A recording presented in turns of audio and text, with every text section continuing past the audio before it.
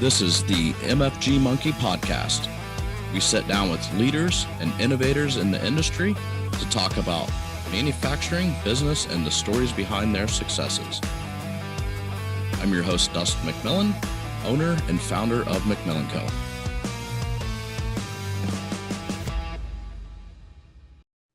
Paul, welcome, buddy. How are you?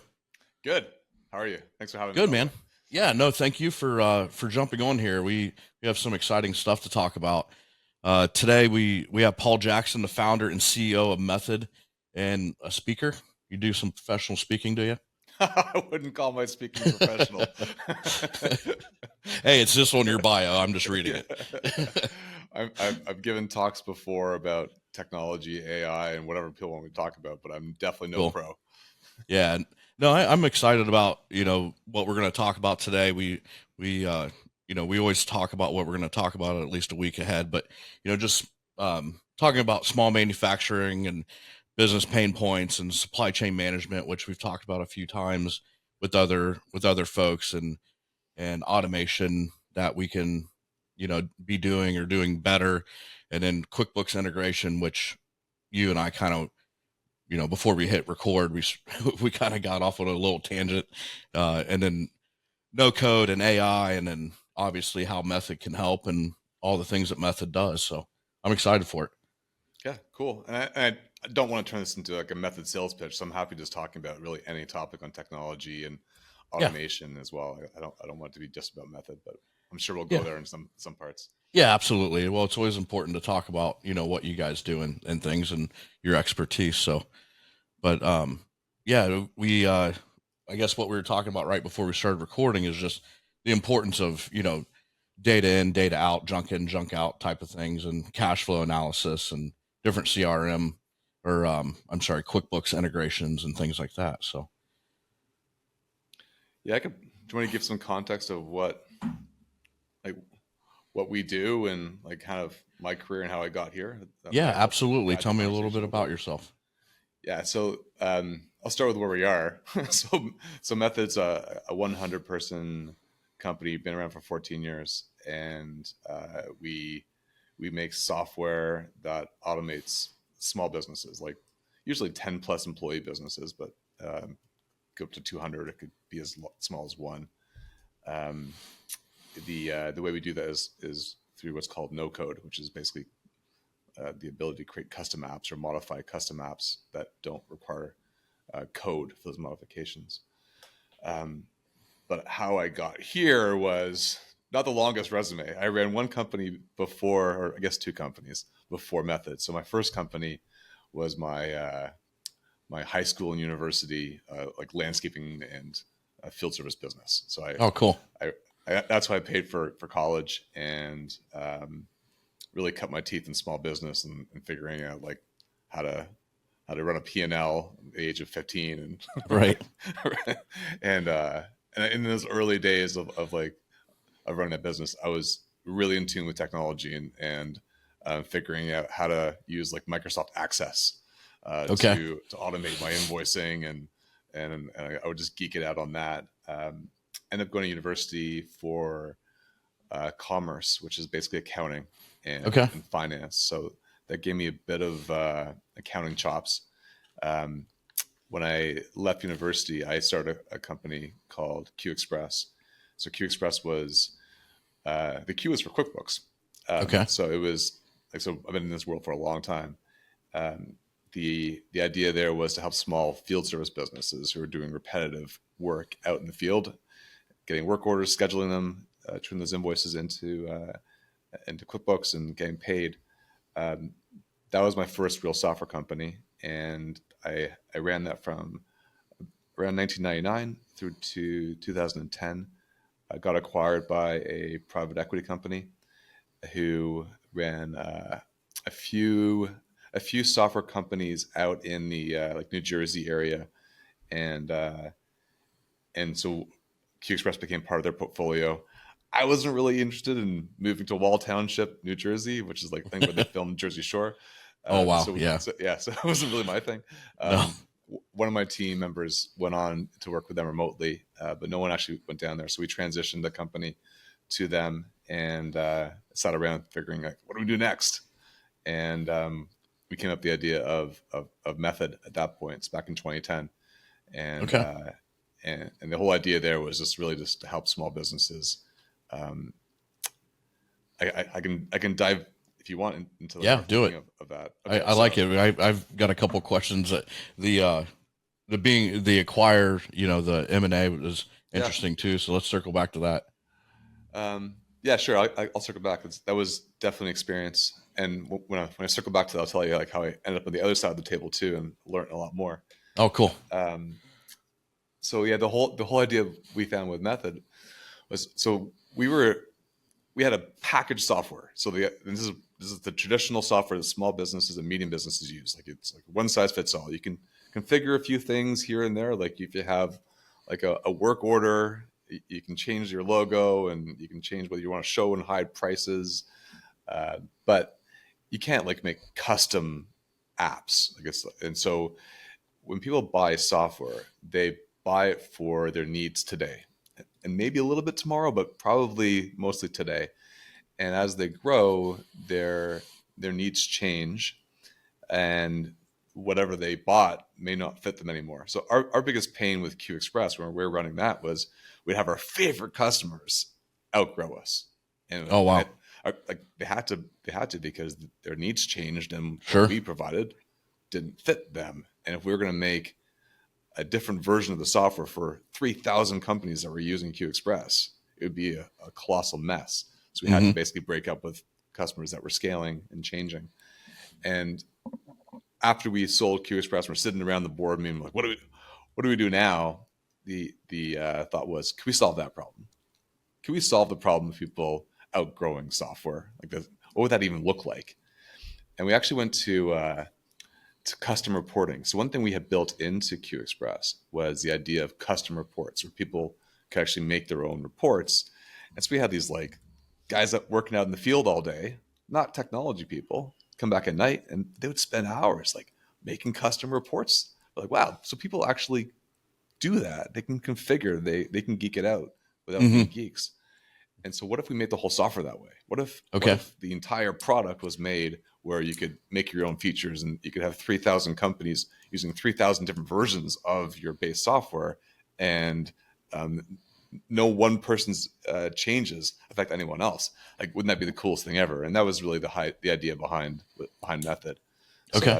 that's taken us 14 years, but we're still like living out that dream. No, that's great. And we are.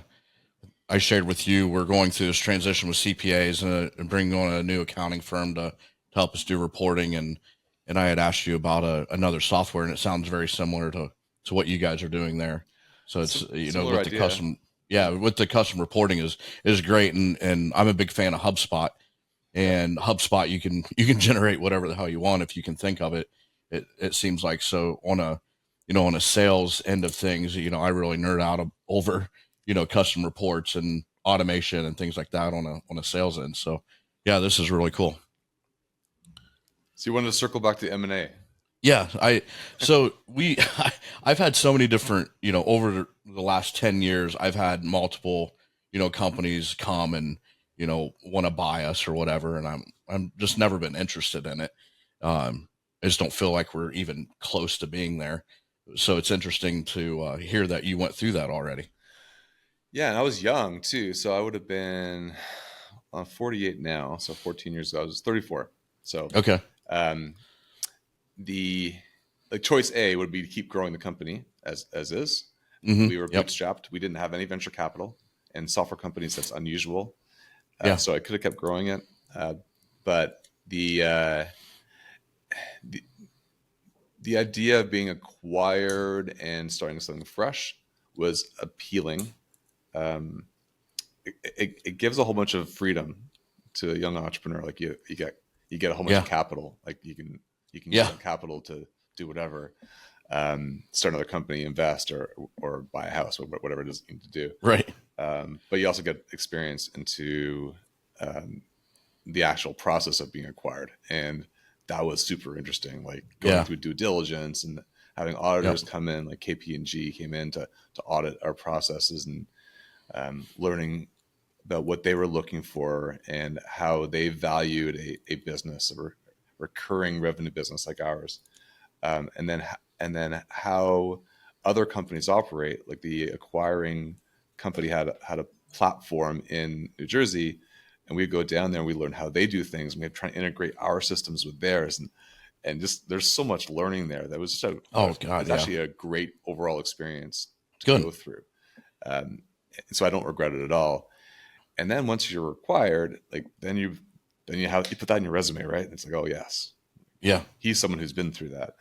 Yep. So that helps a young entrepreneur as well, I think. So I would recommend it. Like I've got lots of friends in the founders, like, who are founders in the community, and rarely does someone take a secondary, which means takes money off the table from investors, or goes through an acquisition and regrets it. Rarely do they stay retired very long as well. They start something Right. new. Yeah. So it was an interesting experience to go through. It was 14 years ago. I still remember it very well. Yeah. It didn't slow me down in any way. That's great. And they didn't require you or your team to stay on for a certain amount of time. And There was an earn out. they, the company was, you said, in New Jersey. Yeah. So So there was an earn out. and tell everyone where you're at now. I We're in guess we Toronto, skipped Toronto, right over Canada. that. You're in Toronto. Okay. Toronto, Yeah. yeah. So that'd been a hell of a lifestyle change going from Toronto, pretty laid back, very clean city, to Jersey Shore. Well, I'm sure there'd be a whole bunch of similarities. Nothing wrong with Jersey Shore, but it just wasn't my thing. Right. Right. Sorry, what was the question? It was the I forget. Oh, they didn't require you and your team to stay on. right. No, Yeah. they didn't, but there was what's called an earn out. So Okay. A certain percentage of the acquisition price has to be earned based on the performance of the company in that first period of time. So for us, it was the first year. So they required us to make sure that the performance was what we had projected it would be. And so we met all our projections in month 11, got our full acquisition price. And in doing so, transitioned everything from support to software development to sales and marketing to their team. So we did stay on, just not in their office. It was done remotely. Right. And did they just roll everything up into their company, or are they still operating under your original name? They rolled it up. It's funny though. So 5 years ago, which would be 9 years after the acquisition, I had the VP of sales reach out to me and say, "Oh wow, hey, Paul, we we still have 2,000 of these customers like using your system. We can't get them off. Any advice?" So definitely, they definitely wanted to roll those customers into one of their other platforms, but it felt good in a way, knowing that they were successful with the acquisition, because they clearly were getting their money's worth. Like after all those years, still having those paying recurring revenue accounts. Yeah. But also that the customers loved the system that we had built for them. Otherwise, they would have transitioned by then. So that felt like a little bit of justification for those hard work days. Do you know if they're still on your system? I think they had to pull at one point and say you have to migrate. And I think that probably happened after that phone call. Interesting. And did you have a certain period of time, like a non-compete, before you were able to start Method? Yeah, we had a 5-year non-compete. So for 5 years, we could not. It was very specifically carved out. We could not have Method make a field service software that competes in that market. I'm like, yeah, that's fine. What we're trying to do is more horizontal. It serves many customers. Like our biggest customers today are manufacturers, wholesalers, and distributors. Okay. Not because we actually went out to those markets, but that's who the software worked really well for. And so not competing in field service was just fine. So I guess tell us more granularly, I can't say that word apparently, what Method does and how you bring value to your customers. So 2 things it does really well. So it's a CRM. If you want to put it into a box, CRM would be the box that you put it into. Okay. So it syncs with QuickBooks really, really well. And a lot of companies have that little checkbox on their website saying it syncs with QuickBooks. But the actual data tables where all the information is stored, it mirrors what the QuickBooks tables look like. So Okay. it's a like a direct port of customers into customers in Method, a direct port of the items and inventory parts in QuickBooks directly port over to Method. If you make an invoice in Method, it's a direct port back to the invoice in QuickBooks. It's a bidirectional real-time sync back and forth. And that's important Yeah. because the vast majority of companies, like small businesses in America, are using QuickBooks, like the vast Yeah. majority. And the when you go from like a back office system like QuickBooks and you try and get your front office people off that system, so that only the like accountants are in QuickBooks, you want everyone Right. in the front office system, which handles all your like customer workflows. It's important that the work they do syncs perfectly back to the back end, so the accountants are happy, and they're not wasting any time with double entry, and they're not making mistakes. So if you do something in one system, like make an estimate in one system, and you got to copy it over manually to another system, the chance of mistakes is pretty high, and it's also very Yes. inefficient. So Yep. the QuickBooks thing is a very important piece for our system to get right. So I could go into like geeking out QuickBooks world. I've been doing this for now, oh god, 24 years. Yeah. But I'll probably stop there. The other thing we do is no code. So the idea that like everything that you see is malleable, it's changeable. So Hmm. you can be looking at like an estimate form, and you say, oh, I actually want to add a bunch of columns here. I want to add some buttons at the bottom. There's a certain thing I do very often. When I add one item, I add three other items that are very similar in a certain order, and I want to press a button to make that happen. Like you have all these changes you can make to every screen or every roof form you see. No, this is very interesting, and we have actually struggled as a company to get our warehouse management system to sync with QuickBooks, and it's one of those check boxes that we ask very specifically because all the counting happens in QuickBooks, but all the on floor activity in the warehouse happens in this other system, and we were told that it works, and it's never worked, and it's had rounding errors, and it's a huge pain in the ass.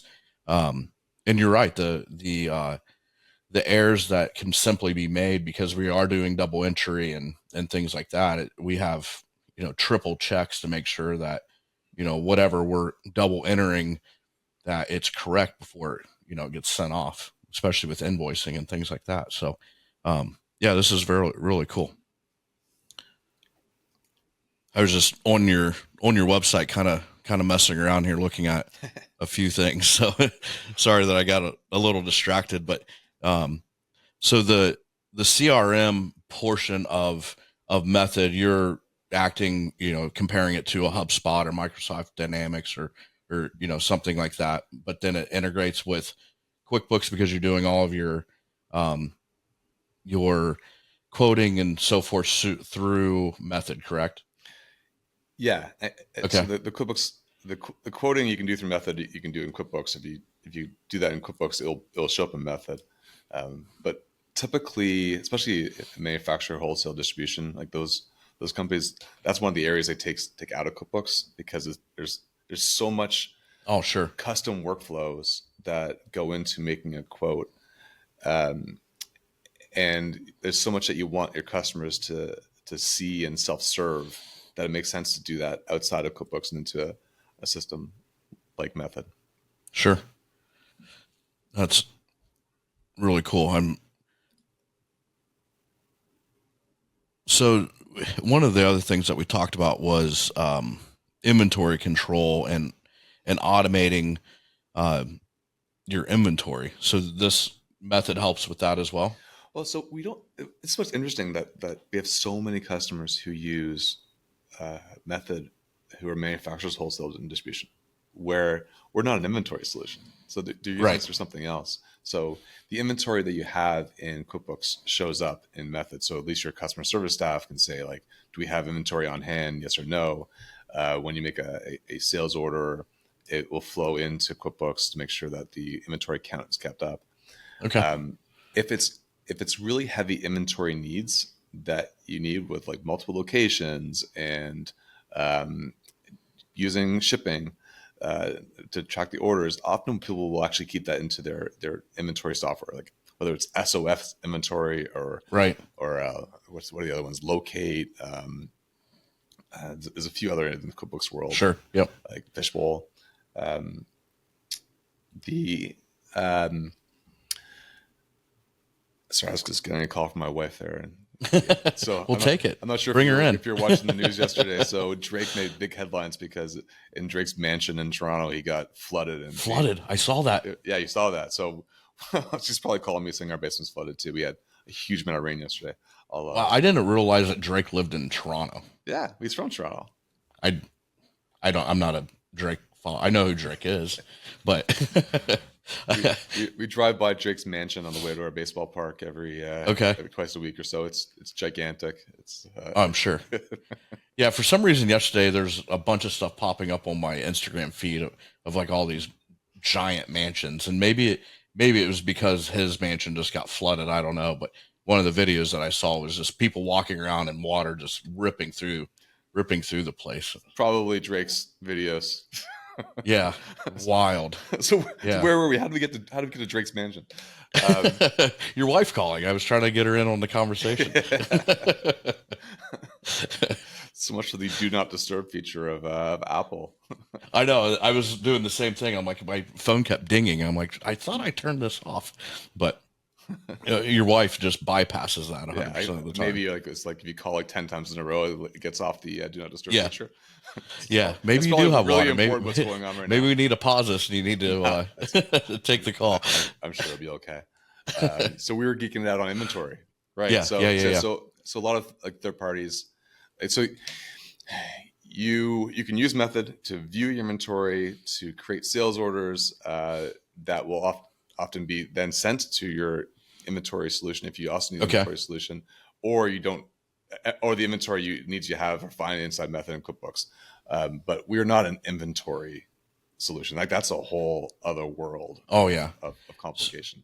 So you're more supply chain management and automation? Yeah. So the sales order process, like one of the examples I love the most is a company called Container One. So they take large shipping containers that are no longer serviced for actual shipping, and they sell containers to customers who might want to use them for their own purposes, like building a house or putting a shed in the backyard and whatever they're going to use these containers for. But they have to acquire these containers after they've been purchased and track the purchase order from the sales order all the way through to delivery. And they've created this really elaborate system inside Method. And they're a large QuickBooks user. Like there's hundreds of people who work there, and it's one of the larger QuickBooks users probably that are out there. But they didn't want to go to an ERP. They just wanted to automate their supply chain using POs, connections with QuickBooks, custom fields, a little bit of API work, and they can do that using Method. Okay, interesting. So, are they doing any kind of modification to the container, or are they just buying and selling the container? So they buy and sell. I don't think they actually do the modifications. I don't think they go in and actually turn it into like the coolest like gazebo in your backyard for your pool. I don't think they do that work. Then they deliver it for someone local to do that. Okay. No, that's really cool. It seems like the thing that Method delivers the most is just like you said before, your customers really can't outgrow it, and you're able to modify and do different things and make it into what you want. It's custom workflows. So if you think about like the types of software that small businesses would use, some of them make sense to be packaged software that is just generic, like Zoom. You don't need a custom version of Zoom. Zoom is fine for everybody. It's fine to be generic. Right. But when you get into like workflows where everyone's workflow is slightly different, and when you start connecting them to multiple systems, you really benefit from some degree of personalization. uh, that's where you start getting systems like Method, and that's why a lot of companies start going to like ERPs. The big companies will go to Right. ERPs because then you can get something coded, like you'd actually get something custom written through code to solve those unique problems. But small businesses never had that option. The small businesses would just be stuck with something packaged, like a Zoom or a Gmail, or their workflow Hmm. management is packaged and Yeah. must follow it this way. Yeah. Yeah. Which Yeah. like it's what, if that's your only option, that's what you're going to do. The at the enterprise level, you're starting to see the coded solutions kind of fade away, and they're becoming more low code or no code, mostly low code at the enterprise level. So you have something that's prepackaged, highly configurable, drag and drop, add some code, do some custom work, and that is now replacing coded solutions because it just makes sense because your time to solution could be a matter of weeks or months versus Hmm. years. And if it's years for some custom solution to be built, the needs you had on day one when you Oh, they're made all your gone. requirements are Yeah. different than 3 years later when you have your coded solution come back. You're like, Yeah. actually, we don't need Yeah. that anymore. Absolutely. We need something different. So it makes a lot more sense for the enterprise to use like low code. Um, at the small business level, no code, where there's no scripting involved. Hmm. That's the holy grail for small business productivity, and so that's starting to come in now. I think that will replace a lot of packaged solutions. Like if you have two packaged solutions, imagine that they both manage the same workflow, taking an estimate and turning it into an invoice and purchase order. If you have two systems, one is prepackaged, it works only one way, non-configurable, and you have one that's malleable, you can change it as your company's needs change. Who's going to win? Sure. It's always going to be It, the malleable one, right?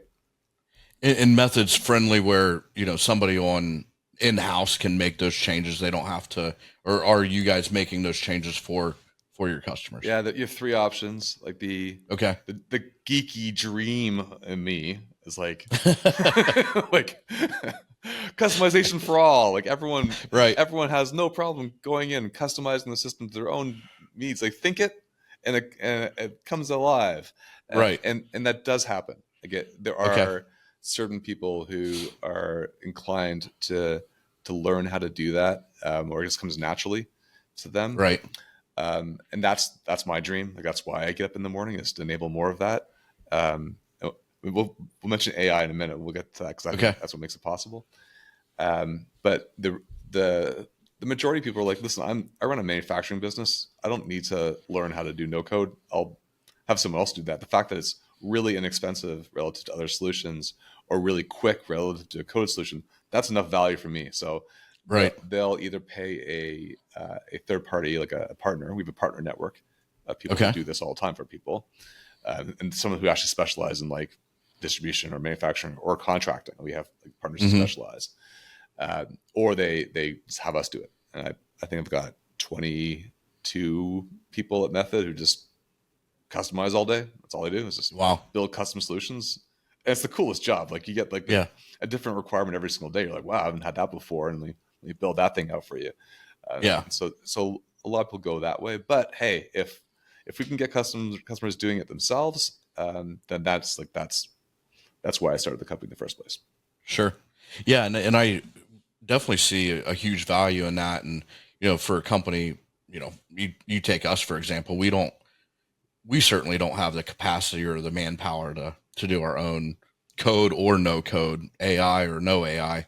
We're concentrating on everything else that we're supposed to be doing, delivering to the customers. I would love to have, a team of people that were just, banging out new systems for us. And because I do love systems, but it's not an overhead that makes sense to add to the company. So definitely find, a company like yours, or a third party integrator that, brings that value, and they do it every day. So they know all the tips and tricks, and, they know what we don't know. Yes, you're absolutely right. From an ROI standpoint, it does make sense that like you outsource that competency. Right. But the geek in me like dreams of the Yeah. day where you type into a text box, or your voice activate, and you say like, hey, I am a manufacturing business. I need to track warranties. On my warranties, I have a warranty date, a ID number and blah blah blah blah. I Mm-hmm. need to make sure that these are tracked and alerted on a monthly basis where we're at with certain warranties, so whatever it might be, and have it actually create a warranty system based on those requirements. So we've Okay. gotten our AI work now to the point where you can have that kind of conversation, and it will generate a basic app that will do Oh, wow. what you've what you've told it what to do.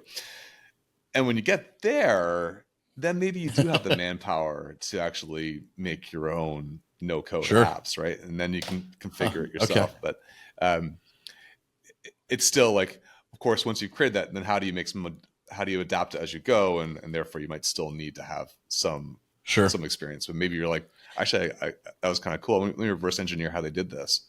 I can do this. I can do Yeah. this. And That is interesting, and the AI conversation is blows my mind because it's come tenfold, especially over the last 12 months. We were maybe 12 months or 24 months ago, we're talking about chat, and now HubSpot, you can tell it or type in a blog that you want to, and it'll write the damn blog for yeah, you. And it's like, wow, and it's actually really freaking good. You may have to go in and tweak it a little bit, but you should probably it's tweak it a little really bit good. so Google doesn't pick up on the AI Yeah. generated content. But yeah, it's Yeah, done. absolutely. Yeah, we used a system ourselves called Jasper.ai for Okay. our content for a bit, and it was remarkable. Like it was instant, nearly free, and would write content that you would normally pay a content writer to take 2 days worth of writing to do. Yeah. Like this. Yeah, and Paul Van Buren, he runs a company called ProShop. It's an ERP system mainly for machine shops, and he talks about on LinkedIn. I was listening to one of his podcasts where he did an AI explanation of a request of the ideal machine shop, and he just put in there, I'd like an ideal machine shop that's doing this, this, and this, and the best use of this many square feet, and blah blah blah blah, and it like generated a floor plan for a machine shop, Yeah, and it was it it can was make sense for it. wild. Yeah, it Yeah, was really wild.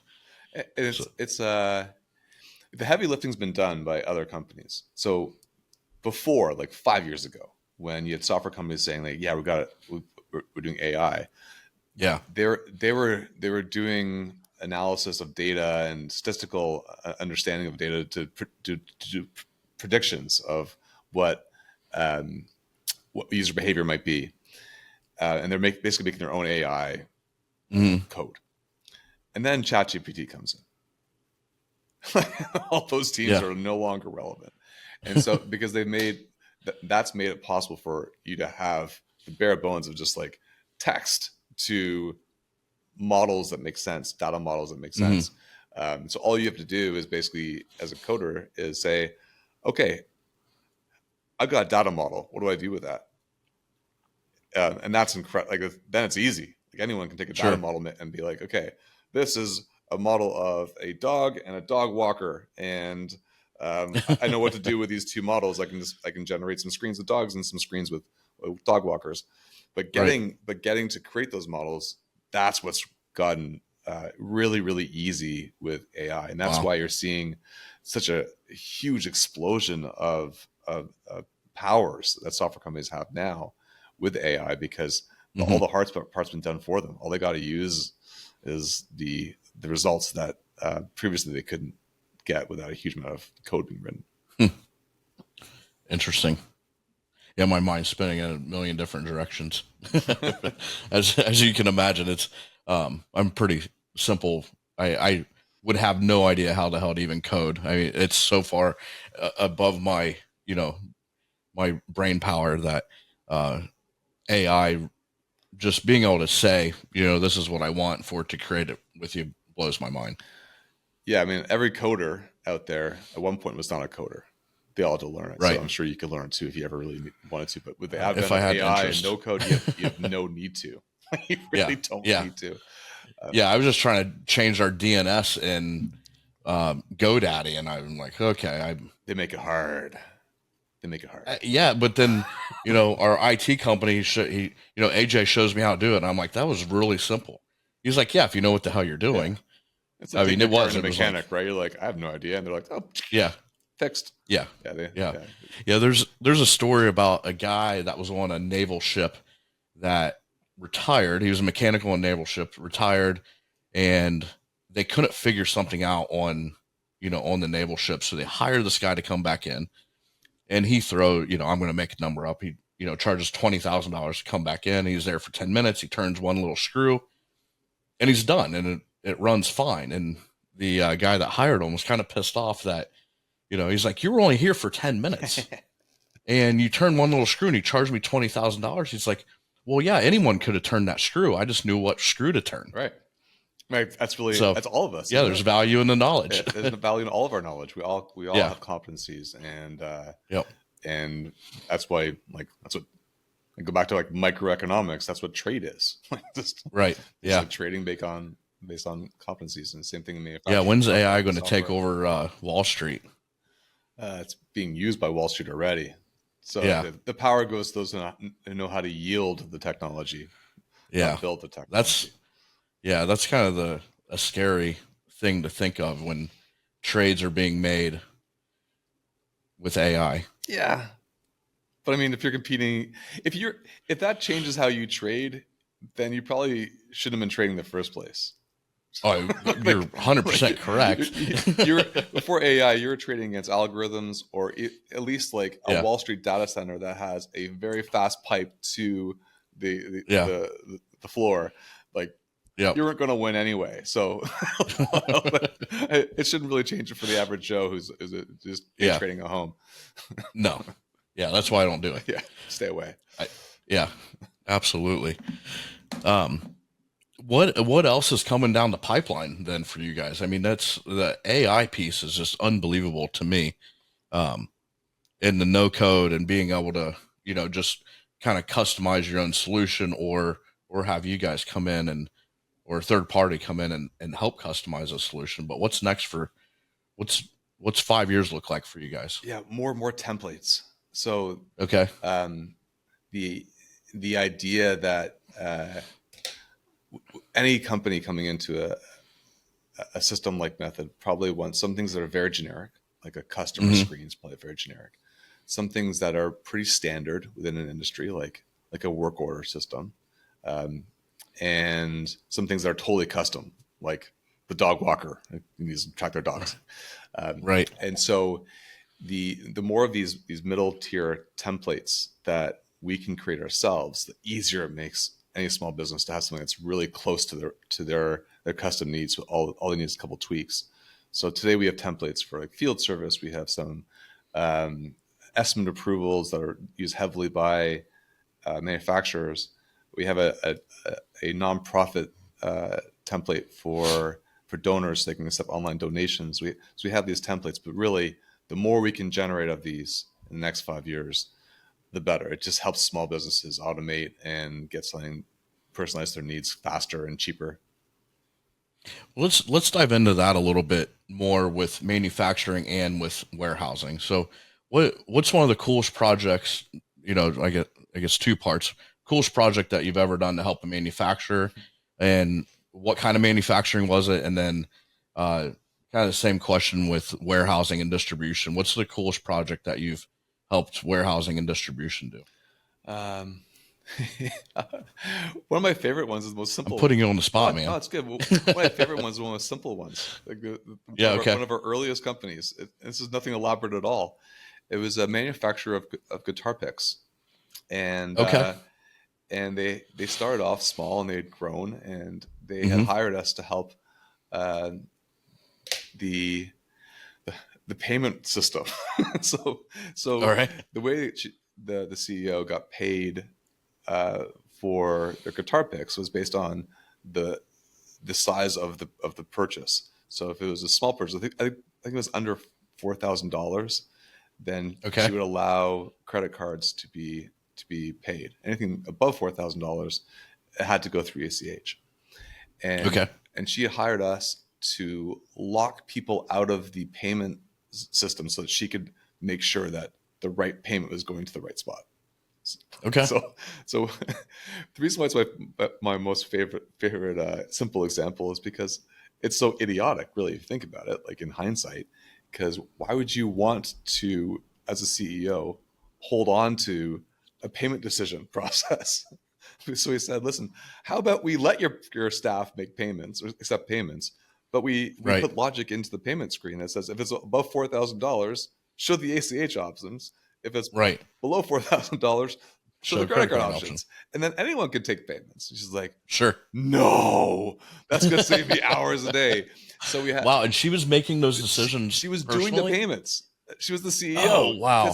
that's what happens. You start, when you're Sure. a small Oh, company, yeah. you do everything Yeah. until you can't, until it doesn't make sense, and you can't Right. fathom a way of taking yourself away from things that are just crazy for you to still own.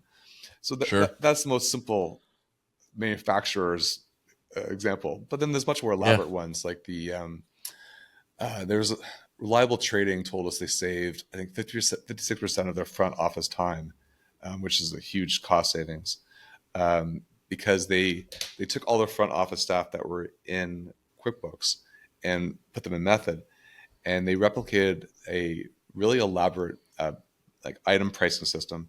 So they used no code to build a pricing system that allowed staff and customers, self-serve through the portal and the website, to get prices themselves using this very elaborate pricing system.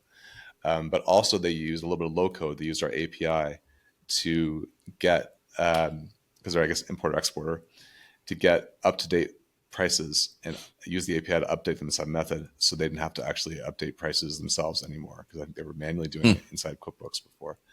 And so they saved a huge amount of time by letting their front office staff have access to real time pricing, with an elaborate pricing system based on like trade discounts, uh, and save 56% of their labor. Like that one's Wow. pretty cool. And what's nice about it Yeah. too is it's just one part of their lead to cash workflow. They didn't have to do Hmm. everything inside Method. It was just the parts that accepted, had estimates and sales orders. Just that one part they automated. Yeah. Well, not, yeah. How, what kind of decrease in um, lead time? Well, and I'm using the wrong term, not lead time, but from Yeah. initial contact to delivery, like what was, and I'm having a brain fart here.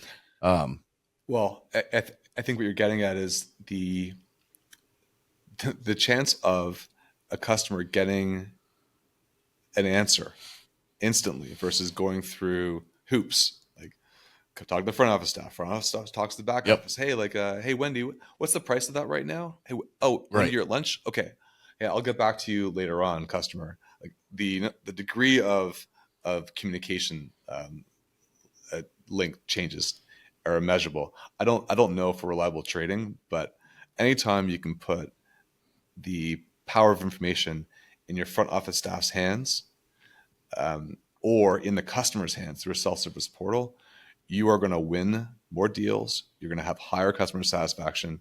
You Yep. don't need proof. It's just complete obvious. That's what happens. Yeah. Yeah. And I mean, anytime that you can shorten the quoting time is, I mean, the first dog to the bull eats, right? I mean, that's the generic saying. And Paperless Parts did that.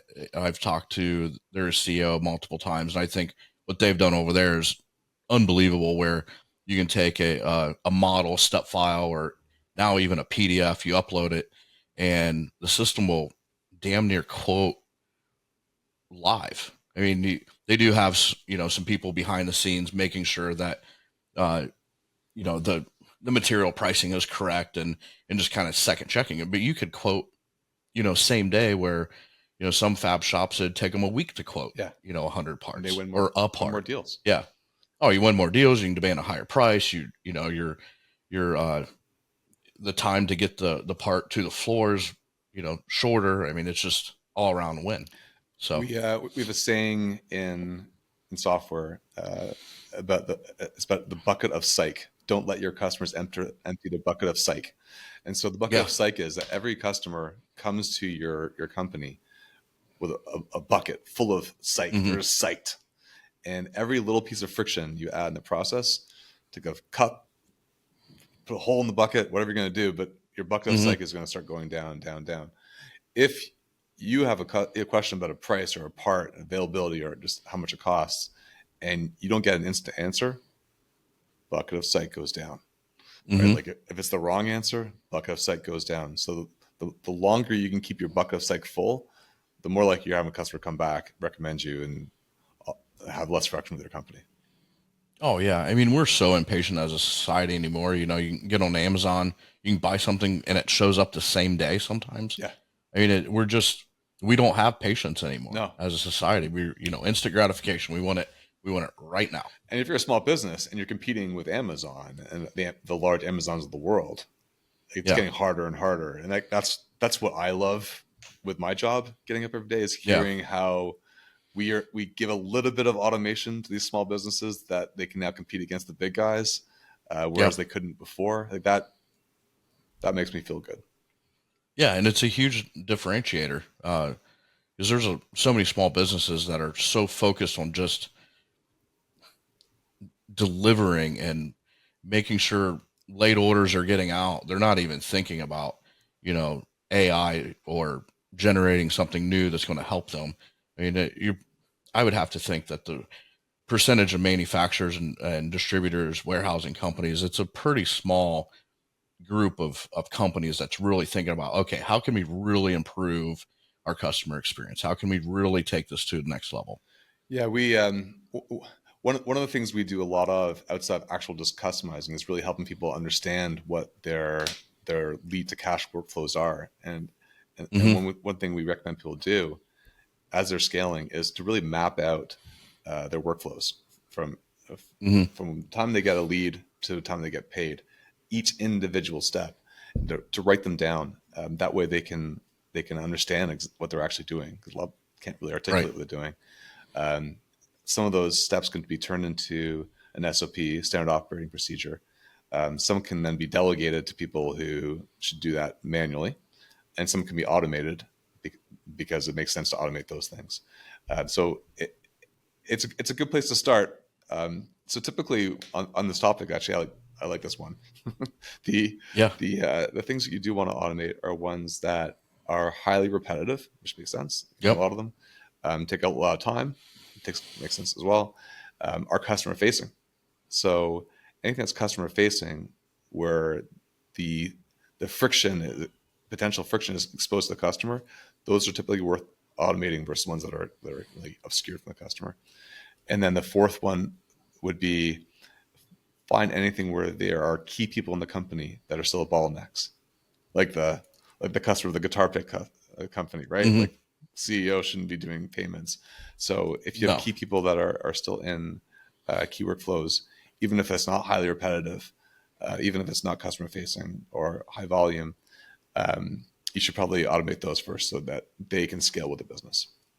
Yeah. No, that totally makes sense. And there are so many things that small business owners get wrapped up in doing just because they may be the only person that knows how to do it, and they have that, tribal knowledge stuck in their head because they haven't, handed it off or attempted to, or maybe they attempted to and it was a massive fail. And they're like, you know, it's too valuable. Like receiving payments. If she couldn't effectively teach somebody how to make that decision and she's making it all the time, I mean, that's a pretty scary thing to hand off. Yes, and we're all guilty of it. All of us who've Sure. scaled Oh, businesses, we've all been absolutely. guilty of it. We've been at Yep. varying degrees of success and handing them off. There's still some things I Yeah. haven't handed off for 100 people, and it's like it's just the reality of it. Yeah. You mentioned before when we talked before this podcast that you run a business and you're only in the office a few days a week, and like it's Yeah. like an absentee owner. I mean, that's you must have done well in getting some of these things off your plate. Like, so you've mastered this to a degree, I imagine. Well, yeah, I've added people to my team that I have massive trust in, and they're extremely competent. It took me a lot to get there, and there are still things that I keep my hands in, and I probably mess things up more than I help these days. Um, but yeah, I mean, without systems and without having people that you trust in, and that you're okay that people make mistakes, and as long as they don't make the mistake, multiple times, that's the only way to really to get away from it. And we're not a huge, what we're doing is not so complicated that um, I'm the mastermind of all. Uh, there's people that are way smarter than me that, I bring in to help, figure a solution out. And they don't need me to do that. I mean, But they need if you anything, to I'm hand it getting in off. the way. They need you to hand it off, right? So Yeah. they need to know how you want it done, and they need to be empowered with that information and all the Yeah. tools that you have access to. Yeah. That's a This hard is part. what, yeah, this is the finish line. Get there. Yeah, And, and I don't know how to get there. That's why you're here.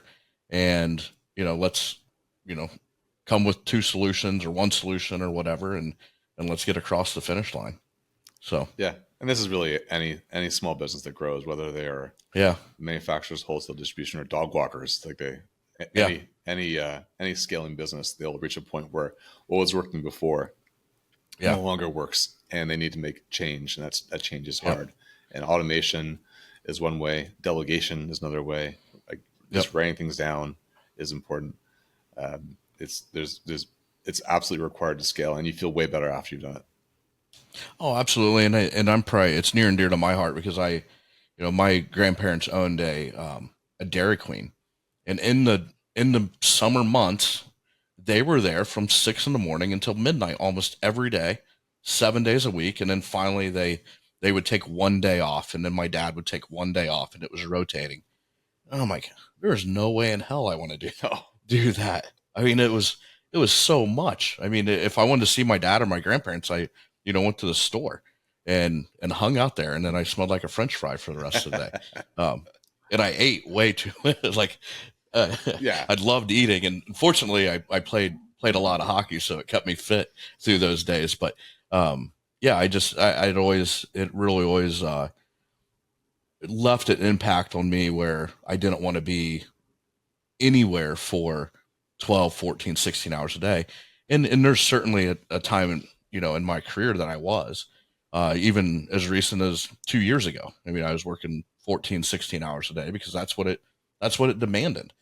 And then, you figure out how to scale up and hand those things off, and um, you make mistakes and you allow people to make mistakes, and your quality of life is, in my opinion, way better. yeah. I mean, earlier in my career, I was there Oh, at hell least yeah. 14 hours a day. I would be burning. Yeah. But I was before kids. Like it's like Yeah. it was fine. Yeah. But then as you Yeah. Well, scale, it doesn't work yeah. anymore. And I, You have to change with it. yeah. And I still enjoy it. And there are days, I worked last night. I was still working at 8 o'clock at night, and there's still times that it demands that time, but I don't have to be in the office to do that. It's just like, us doing this. I really enjoy it. I'm at home. I have a little studio at home, and I have fun with it. Yeah. So, I mean, that's what it's about, is having fun and adding value, and building a team that you can make an impact on everyone's life. Yeah, I still get every morning excited for work. Like I still Yeah. love coming in, knowing that I'm gonna have some problem Yep. thrown my way. Like that's the job. But Yep. like hearing the stories of what we're working on today from the people who are doing all the work with our customers, Yeah. it's cool. Like it's a different problem every single day that they're solving for customers. And Yeah. small business owners really deserve like all the credit that they get right now. Like Yeah. they're the heroes of the economy, right? And deservedly Yep. so. No, and it is, and I really find what you're doing is extremely fascinating. There's 10 different things that are going through my my head that is repetitive, and we're trying to figure out. It's like, well, maybe this could be a solution. We can talk about that, that offline. But if other people, we're, and we do this with everything in the description, and we do a blog and we post everything on our website. But tell folks how they can get a hold of you, Paul, and what your website is and all that fun stuff. probably the best place I can send everyone is to a page we set up, which has those how you think through what to automate. Is a little checklist. So it's Okay. method.me/MFG monkey. So that page we set up so that your listeners could Awesome. get a little checklist, and if they can just write down their steps and figure what to automate, what to delegate, that will Very cool. That will make my time here today worthwhile. Yeah.